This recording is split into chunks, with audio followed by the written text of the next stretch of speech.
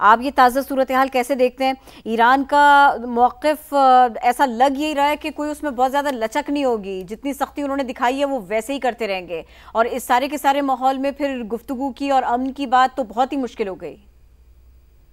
लेकिन जब अमन की बात हो सकती थी तो किसने धोखा दिया? जब ये कहा ट्रंप की तरफ से कि बात की जा सकती है, तो एक दिन का तयन हुआ, वो संडे था। तो संडे को नहीं आने दिया और फ्राइडे को इस्राइल ने ईरान पे अपने हमलों का आगाज कर दिया। तो आगाज बात तो से शुरू हुई ना, किसने किसको चीट किया। और फिर जो कल वाकया हुआ, तमाम इंटरनेशनल नॉर्म्स को, ये दोस्त तो बहुत इंटरनेशनल बातें करते हैं, इंटरनेशनल नॉर्म्स की बातें करते हैं। क्या मुझे कोई बता सकता है कि ईरान अमेरिका से लड़ रहा था? क्या ईरान ने अमेरिका पर हमला किया हुआ था, जिसके जवाब में अमेरिका ने दुनिया का बदतरीन जो असला है वो इस्तेमाल किया है? इससे पहले तोरा बोरा में इस्तेमाल किया अफगानिस्तान में, और फिर यहाँ पे किया। इस सवाल का भी कुछ जवाब दें ये लोग जो कहते हैं कि बहुत गलत कर रहा है ईरान। क्या ईरान का अमेरिका पे हमला उस वक्त हो चुका था जब हमला किया गया ईरान पे? तो साफ जा रहा है कि फिर सर्वाइवल की जंग है। अब ईरान को सफाई हस्ती से मिटाने का जो मंसूबा है, और जो छुपा हुआ नहीं है, वाज़ेह तौर पे कहा गया है कि वहाँ पे रजीम भी चेंज करनी है। अब बदकिस्मती है कि 11 दिन हो गया रजीम चेंज होने की उम्मीद दूर दूर तक उनको नजर नहीं आ रही। तो क्या ईरान को अपने दिफा में लड़ने का कोई हक नहीं? क्या ईरान ने उन अड्डों पर हमला करने का हक अब नहीं रखता जहां से अमेरिका उसको ऑपरेट करके और नुकसान पहुंचा सकता है? देखें, बातें बहुत असूल परस्ती की जाती हैं, तो फिर असूल सबके लिए जैसे होनी चाहिए। जब इजराइल पर जंग जारी थी, और आज सुबह जो इजराइल ने हमला किया ईरान के ऊपर, उसके जवाब में ईरान हमले करता रहेगा इजराइल पे। और प्रॉब्लम ये हुई है कि ये इजराइल को कुछ उसके दोस्त समझते थे कि उसको तो सुई भी नुकसान नहीं पहुंचा सकती।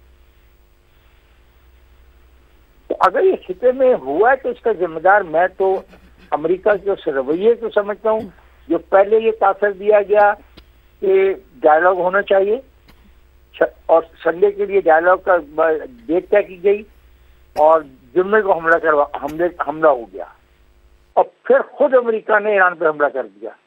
तो ईरान के पास चॉइस क्या है?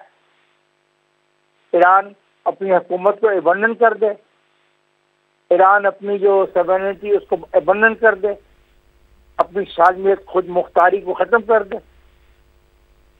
कह रहे कि वो लड़ेगा, और मेरे लिए अनहोनी बात नहीं है, क्योंकि जब आप सूरत हाल ऐसी पैदा कर दे किसी मुल्क के लिए, उसके शहरियों के लिए, उसके अफवाज के लिए, तो साफ ज़ाहिर है कि वो अपनी बका की जंग लड़ेंगी।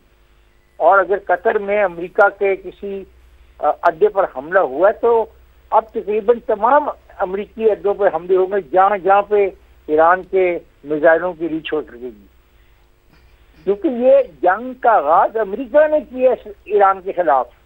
ईरान ने अमेरिका के खिलाफ जंग का आगाज नहीं किया, ईरान पर हमला किया इजराइल ने। जवाब में ईरान अपनी डिफेंस के लिए लड़ रहा था। जब डिफेंस के लिए लड़ रहा था, इजराइल को नुकसान पहुंच रहा था, उसके दोस्तों की ख्वाहिश से ज्यादा उनका ख्याल था कि इसको नुकसान पहुंच सकता ही नहीं। तो एक मुल्क ने, एक आजाद मुल्क ईरान पर हमला कर दिया, तो उसके लिए जो चॉइसेस खुली हैं, मुझे सवाल का भी कोई जवाब दे। ठीक है, ईरान को उस पर बहुत नुकसान होगा, मुमकिन है इतना नुकसान हो जो कई सालों तक वो रिपेयर ना कर पाए। लेकिन सवाल है कि जिस जंग का आगाज हुआ, ये जंग का नतीजा ऐसे निकलेगा जो हो रहा है आपके सामने। और इफ्तिखार साहब, आपके मुताबिक ईरान ये सारे नताइज ऑलरेडी जानता है, उसको पता है, लेकिन जो ऑप्शंस हैं ईरान के पास इस पूरी सूरत हाल को देखते हुए वो बहुत महदूद थी। जवाब देने का एक यही तरीका था। आपने उनके जो उनका सरबराह हैं, मजहबी उनका मौक़िफ़ कभी नहीं सुना कि वो क्या कहते हैं। देखो, मुझे एक बात बताओ, आप भी तो एक इंसान हो, पढ़े लिखे आदमी हो, मुझे बताओ कि क्या ईरान ने अमेरिका पे हमला किया? आज कतर में जो अड्डा था अमेरिका का, उस पर हमला हुआ, तो ईरान इससे पहले वहां पे हमला कर सकता था ना, लेकिन ईरान ने नहीं किया। बिल्कुल, ईरान पे हमला किया अमेरिका ने। अमेरिका एक रियासत है, ईरान भी एक रियासत है,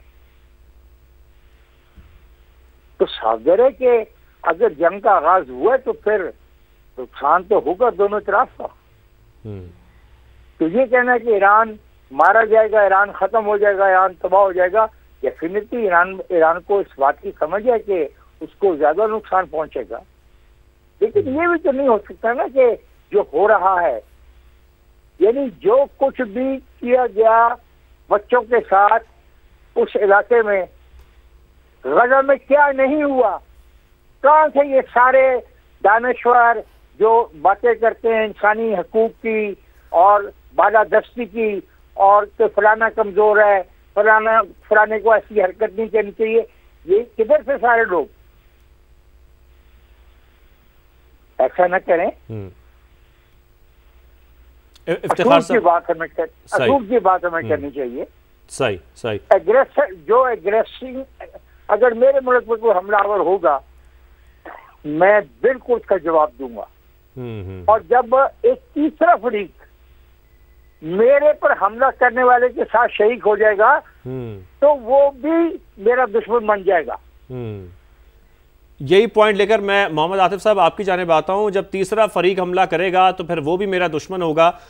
इफ्तिखार साहब का ये पॉइंट है। और फिर ये भी बात कि जब आइसोलेशन का शिकार हो ईरान और ईरान को नताइज भी पता हो, तो फिर ईरान के पास और कोई ऑप्शन था नहीं। आपका इसके हवाले से क्या वो है पॉइंट ऑफ व्यू है?